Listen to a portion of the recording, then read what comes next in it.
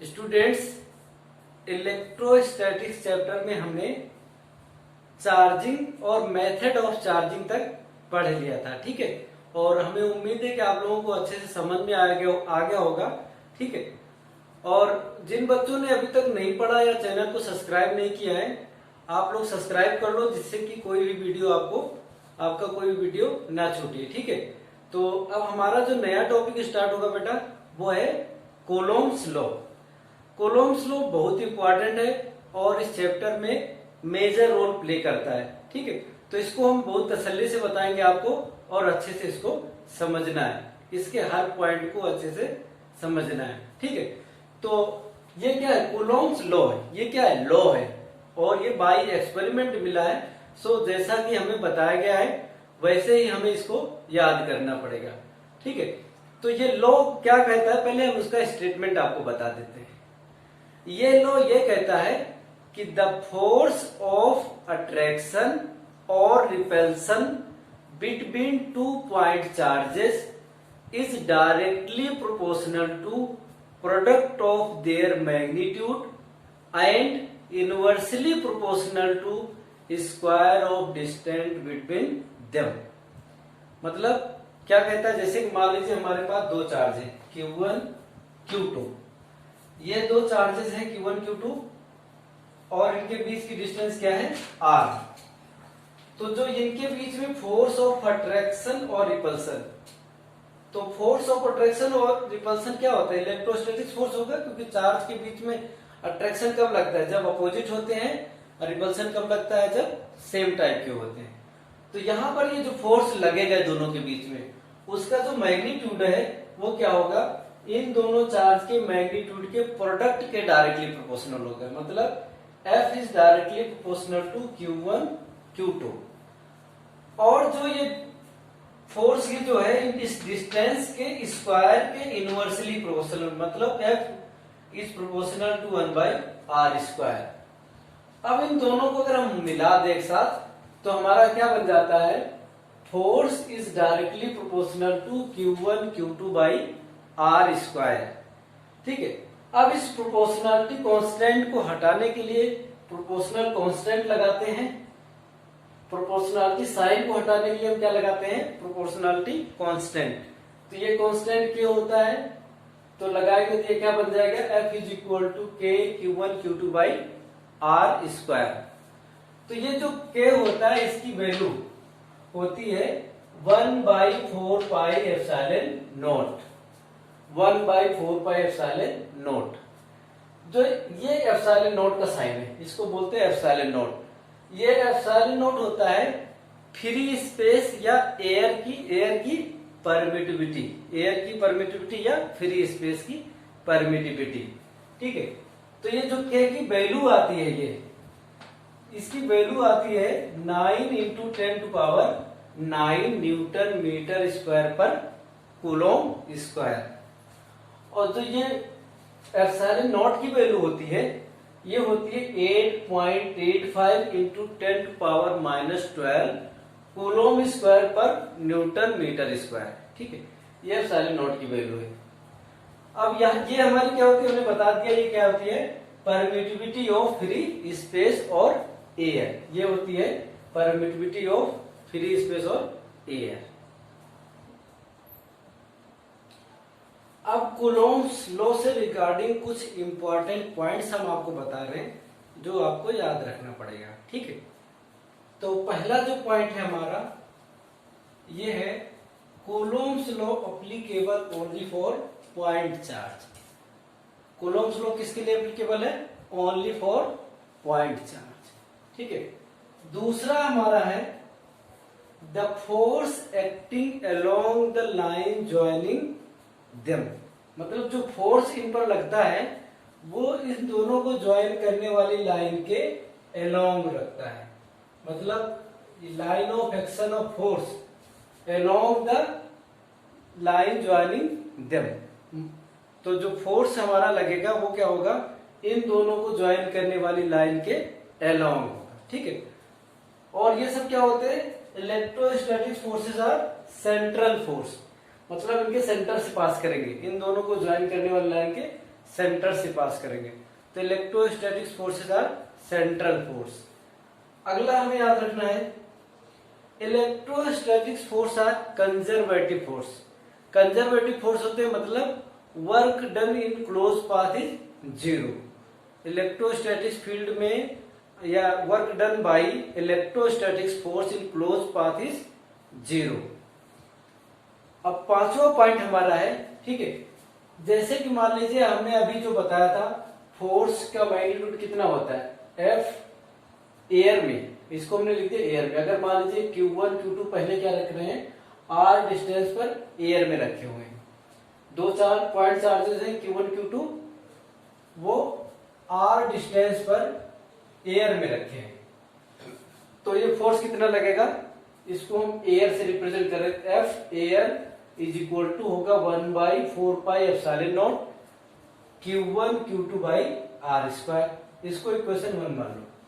अब मान लीजिए यही चार्ज का सिस्टम, इसी सिस्टम को हम किसी अदर मीडियम में ले आए, मतलब एयर के अलावा किसी और मीडियम में ले आए, तो वहां पर ये जो एप्सिलॉन नॉट होती है ये नहीं होती, ये होती है एप्सिलॉन, केवल एप्सिलॉन, ठीक है, केवल एप्सिलॉन होती है। उसको हम बोलते हैं ऑब्सोल्यूट परमिटिविटी ऑफ मीडियम, मतलब जिस मीडियम में ले जाएंगे उस मीडियम की ऑब्सोल्यूट परमिटिविटी। तो मान लीजिए हमने किसी मीडियम में ले गए, तो उस मीडियम का जो ऑब्सोल्यूट परमिटिविटी वो क्या है, एप्सिलॉन। तो फोर्स हमारा हो जाएगा एफ मीडियम, मतलब किसी अदर मीडियम में, इज इक्वल टू क्या होगा 1/4πε। इसकी जगह हमारा क्या आ जाएगा epsilon Q1 Q2 by R square. अब इन दोनों को डिवाइड कर दीजिए, तो डिवाइड कर देंगे तो क्या होगा, F air upon F medium is equal to आएगा एप्सिलॉन अपॉन एप्सिलॉन नॉट। जब इक्वेशन 1 को 2 से डिवाइड करेंगे तो हमारा ये आएगा। तो जो ये आता है एप्सिलॉन अपॉन एप्सिलॉन नॉट, इसको हम लिखते हैं एप्सिलॉन और एप्सिलॉन R या K, एप्सिलॉन R या K। तो ये होता है हमारा रिलेटिव परमिटिविटी। क्या होता है, रिलेटिव परमिटिविटी, हमारा होता है ये रिलेटिव परमिटिविटी, ठीक है। इस रिलेटिव परमिटिविटी को कई बार हम डाइलेक्ट्रिक कांस्टेंट भी बोलते हैं, रिलेटिव परमिटिविटी या डाइलेक्ट्रिक कांस्टेंट। तो अब देखिए एप्सिलॉन R की वैल्यू को हम क्या लिख सकते हैं, F air upon F medium. अब ये क्या दिखाता है, F medium is equal to क्या होगा, F air upon epsilon R, epsilon R। तो इसका मतलब क्या हुआ कि अगर जैसे मान लीजिए एक चार्ज का ये सिस्टम है, इस सिस्टम को पहले हमने एयर में रखा, उसके बाद किसी और मीडियम में ले, सेम मतलब सेम सिस्टम को किसी अदर मीडियम में ले गया, ना डिस्टेंस चेंज होगी ना चार्ज चेंज हो गया, मतलब इसी सिस्टम को किसी दूसरे मीडियम में ले जाएंगे तो जो फोर्स होगा वो क्या हो जाएगा, एयर के फोर्स का 1/ε0 टाइम्स हो जाएगा, एप्सिलॉन R टाइम्स हो जाएगा, 1/ε0 R टाइम्स हो जाएगा। मतलब फोर्स क्या हो गया, डिक्रीज हो गया। F medium is equal to क्या हो गया, F air upon epsilon R। मतलब जब हम एयर से किसी चार्ज के सिस्टम को, हम दो चार्ज के सिस्टम को किसी अदर मीडियम में डिस्प्लेस करते हैं, तो जो फोर्स होता है वो 1/ε0 R टाइम्स हो जाता है, ठीक है, एयर के फोर्स का एप्सिलॉन R टाइम्स हो जाता है ये हमारा, ठीक है। तो ये हमारा एप्सिलॉन R या एप्सिलॉन R या K, एक्चुअली ये वाला जो कि हमने लिखा था अभी, ये वाला के, इस के को मतलब समझना, ठीक है, ये वाला के और ये वाला के में अंतर है। जो हमने कूलॉम्स लॉ में यूज किया था के, इसीलिए हमने यहाँ पर एप्सिलॉन R भी ले लिया, ठीक है, एप्सिलॉन R और के। कभी कभार के से रिप्रेजेंट करते हैं इसी को, कभी कभार एप्सिलॉन R से, तो कंफ्यूजन नहीं होना चाहिए, आप बिल्कुल मत कंफ्यूज होना कि ये वाला के और ये। तो ये हमारा देखो क्या है, एप्सिलॉन R और के, ये क्या है, dielectric constant is equal to क्या हुआ, F air upon F medium. यहां से आप देखो तो F medium is equal to कितना हुआ, F air upon epsilon R और एफ एयर अपॉन के। तो यहां से हमें क्या मतलब निकल सकता है कंक्लूजन, यहां से कंक्लूजन ये निकलता है कि अगर 2 पॉइंट चार्जेस हैं उनको आप मान लीजिए 10 सेंटीमीटर पर एयर में रख रहे हैं, फिर उसको आप उसी दोनों चार्जेस को किसी और मीडियम में सेम डिस्टेंस पे ले जाके रख दीजिए। तो जो एयर में फोर्स होगा और जो मीडियम में फोर्स होगा, मीडियम का फोर्स एयर के फोर्स का 1/k टाइम्स या 1/एप्सिलॉन r टाइम्स हो जाएगा, इसका ये मतलब हो। तो इसको हम कैसे लिखेंगे, force between two charges becomes 1/एप्सिलॉन r or 1/k times when they displace from air to given medium keeping distance same। ठीक है, अब इस जो पांचों पॉइंट था इसमें हमने एक चीज ये बताया, परमिटिविटी वर्ड। तो इसको आपको याद रखना, डेफिनेशन है ये क्या होती है, permittivity is the property of medium which determines force between two charges. तो ये डेफिनेशन आपको याद रखनी है। उसके बाद देखो डाइलेक्ट्रिक कांस्टेंट की डेफिनेशन हम कैसे लिखेंगे, देखो यहां से डाइलेक्ट्रिक कांस्टेंट क्या होता है, F air upon F medium is equal to epsilon upon epsilon naught. तो इसको कैसे लिखेंगे, डाइलेक्ट्रिक कांस्टेंट और relative permittivity is the ratio of absolute permittivity to permittivity of air, permittivity of air. अब force के टर्म्स में इसको कैसे लिखेंगे, it is the ratio of force acting between 2 point charges in air to given medium keeping distance same. मतलब अगर 2 point charges हैं उनको पहले मान लीजिए r डिस्टेंस पर एयर में रख रहे हैं, उसके बाद उन्हीं दोनों चार्जेस को सेम डिस्टेंस r पर किसी मीडियम में रखेंगे, तो एयर का फोर्स अपॉन मीडियम का फोर्स क्या होगा, डाइलेक्ट्रिक कांस्टेंट। तो ये आपको याद रखना है। अब देखो यहां पर छठा पॉइंट हमारा है, जो डाइलेक्ट्रिक कांस्टेंट होता है इसकी वैल्यू 1 से लेके इनफाइनाइट तक लाई करता है। ठीक है, डाइलेक्ट्रिक कांस्टेंट की वैल्यू 1 होती है एयर और वैक्यूम के लिए, और डाइलेक्ट्रिक कांस्टेंट की वैल्यू इनफाइनाइट होती है फॉर मेटेलिक कंडक्टर के लिए, और एप्सिलॉन r या k मतलब डाइलेक्ट्रिक कांस्टेंट की वैल्यू 80 होती है वाटर के लिए। तो ये पॉइंट्स अगर आप याद रखेंगे तो अच्छा रहेगा। उसके बाद देखिए हमारा 7th पॉइंट, ये आपको याद रखना है, जो electrostatic force between 2 point charges होते हैं वो लॉ ऑफ एक्शन रिएक्शन मतलब न्यूटन्स थर्ड लॉ को फॉलो करते हैं, न्यूटन्स थर्ड लॉ को फॉलो करते हैं। ये आपको याद रखना। जैसे इधर देखिए, आप इसमें देखिए, जैसे मान लीजिए Q1 Q2 दो चार्जेस हैं, तो अगर ये दोनों सेम टाइप के हैं तो ये दोनों क्या करेंगे, रिपल करेंगे। तो ये इसको इधर को धक्का देगा, ये इधर को धक्का देगा। तो देखो ये इधर को है और ये इधर को है, तो इस कंडीशन में देखो अपोजिट तो है, इनका मैग्नीट्यूड क्या होगा, F on 1 due to 2 is equal to क्या होगा, F on 2 ड्यू टू 1। मतलब इन दोनों का मैग्नीट्यूड बराबर होगा और डायरेक्शन अपोजिट होगी।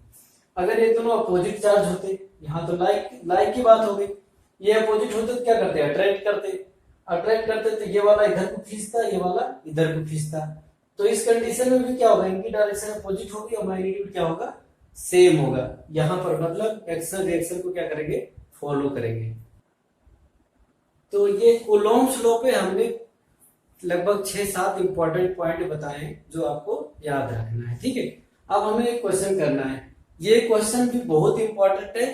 ठीक है, इससे मतलब एक आपके क्वेश्चन का आंसर मिल जाएगा। देखो कह रहा है कि फाइंड फोर्स, क्वेश्चन है find force between these two charges. These two charges मतलब ये दो चार्जेस 1 कूलम के, ये 1 कूलम का है और ये भी 1 कूलम का है, और इनके बीच की डिस्टेंस क्या है, 1 मीटर। मतलब दो 1 कूलम के चार्ज 1 मीटर की डिस्टेंस में रखे हैं, हमें फोर्स कैलकुलेट करना है इनके बीच का। तो देखो फोर्स का फॉर्मूला हमारा क्या था, F इज इक्वल टू के Q1 Q2 by R square, के Q1 Q2 by R square. तो यहाँ पर देखो Q1 is equal to Q2 is equal to क्या है 1 कूलम और R क्या है 1 मीटर। तो जब यहाँ ये वैल्यू रखेंगे तो देखो K की वैल्यू होती है 9 इंटू 10⁹ और Q1 की वैल्यू 1 है और Q2 की वैल्यू 1 है और R की वैल्यू 1 है। ये रखेंगे तो हमें F की वैल्यू कितनी आ जाएगी 9 इंटू 10⁹ न्यूटन। तो ये फोर्स बहुत बड़ा है, ठीक है। 9 इंटू 10⁹ न्यूटन क्या है बहुत बड़ा फोर्स है। इस फोर्स को रियलाइज करना बड़ा मुश्किल है, ठीक है।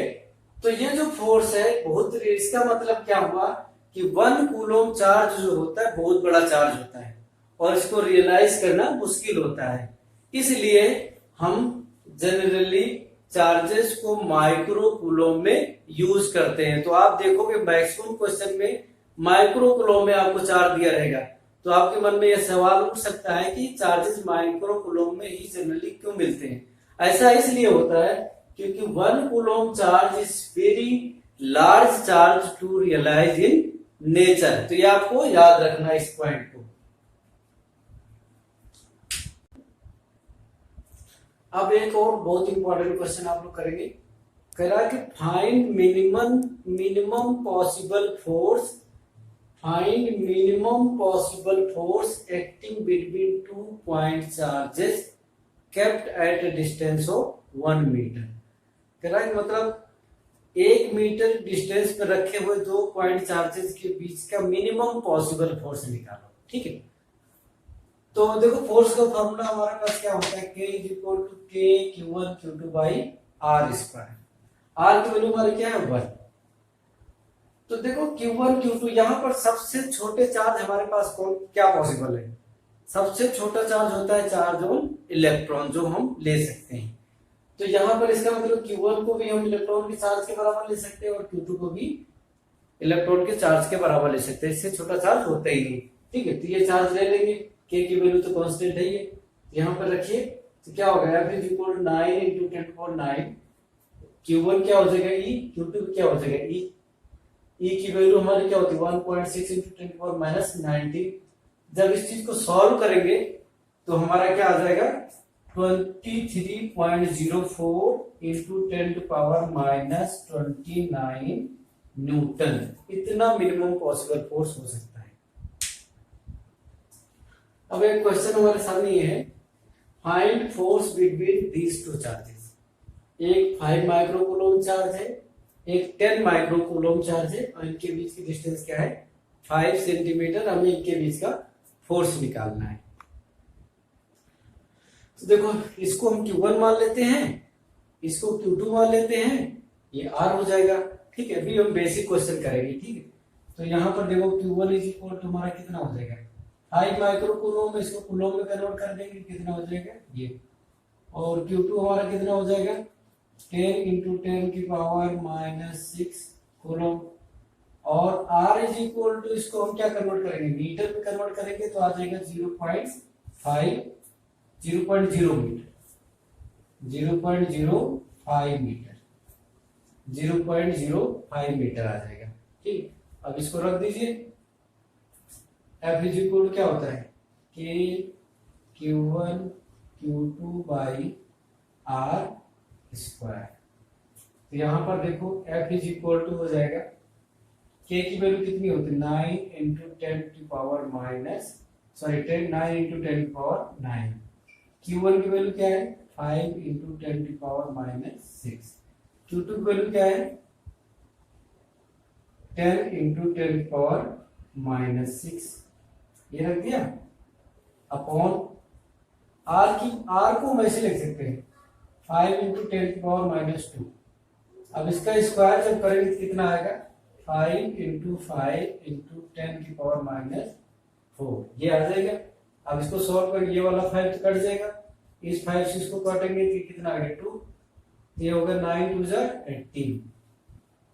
अब देखो 10 की पावर ये प्लस 9 है और यहाँ पर 10 की पावर -6 और ये 10 की पावर -6, -12 प्लस 9 मतलब 10 की पावर -3 और ये 10 की पावर -3 और नीचे से 10 की पावर -4 ऊपर जाएगा प्लस हो जाएगा मतलब क्या आ जाएगा 10, तो फोर्स कितना हो जाएगा 180 न्यूटन, 180 न्यूटन का फोर्स हो जाएगा। अब एक क्वेश्चन हमें और करना है, ठीक है। तो यहाँ पर देखो दो चार्जेस हमें गिवन है, एक -2 माइक्रोकूलम है, एक 5 माइक्रोकूलम है, और इनके बीच की डिस्टेंस क्या है 10 centimetre. We have to calculate force acting between these two charges, ठीक है। इनके बीच का फोर्स निकालना, तो हमें फोर्स का फॉर्मूला हमें पता है, कूलम्ब्स लॉ से क्या होता है K Q1 Q2 by R square. तो F is equal to K की वैल्यू कितनी होती है 9 इंटू 10 टू पावर 9। Q1 की वैल्यू ये है, इसको हम डायरेक्ट कन्वर्ट कर देने 2 इंटू 10 की पावर क्या हो जाएगा -6। Q2 कितना हो जाएगा 5 इंटू 10 की पावर -6 अपॉन R। ये कितना हो जाएगा, इसको हम लिख सकते हैं 10 इंटू 10 की पावर -2 मीटर। तो इसका स्क्वायर करेंगे तो कितना हो जाएगा 100 इंटू 10 की पावर -4, ठीक है। अब इसको देखो सॉल्व करेंगे हम, तो यहां से देखो 5 टू 10 मतलब 1 जीरो इसका खत्म, और ये हमारा हो जाएगा इधर देखो F is equal to 9 into 2, नहीं सर ये तो हो गया 9 इंटू ये देखो 10 की पावर 9 -6 मतलब -3, 10 की पावर -3, और नीचे क्या बचेगा 10 की पावर ये वाला 10 है, ये हो जाएगा 10 की पावर -3, ये खत्म। कितना आ जाएगा 9 न्यूटन का फोर्स लगेगा दोनों चार्जेस के बीच में। तो देखो दो इसमें हमने 2-3 बेसिक क्वेश्चन करवाए हैं आपको, और कूलम्ब्स लॉ बताया, और आपको कुछ इंपॉर्टेंट पॉइंट्स कूलम्ब्स लॉ के बताया वो आपको याद रखना है, ठीक है। अब हम देखो नेक्स्ट जो क्लास होगी, आज हम यही तक कराएंगे, अब नेक्स्ट जो क्लास होगी उसमें हम बताएंगे vector form of Coulomb's law, superposition principle और उन पर बेस्ड न्यूमेरिकल, ठीक है। तो आज हम यही तक करेंगे, आप लोग इसको अच्छे से पढ़िएगा और इसके एक एक पॉइंट को अच्छे से पढ़िएगा। अब हम थोड़े थोड़े धीरे धीरे डिफिकल्टी की तरफ जाएंगे, और आप लोग वेक्टर जरूर पढ़ लेना आप, ठीक है। वेक्टर जिसको नहीं आ रहा होगा एक बार रिवाइज जरूर कर लेना, ठीक है, वो बहुत इंपॉर्टेंट है।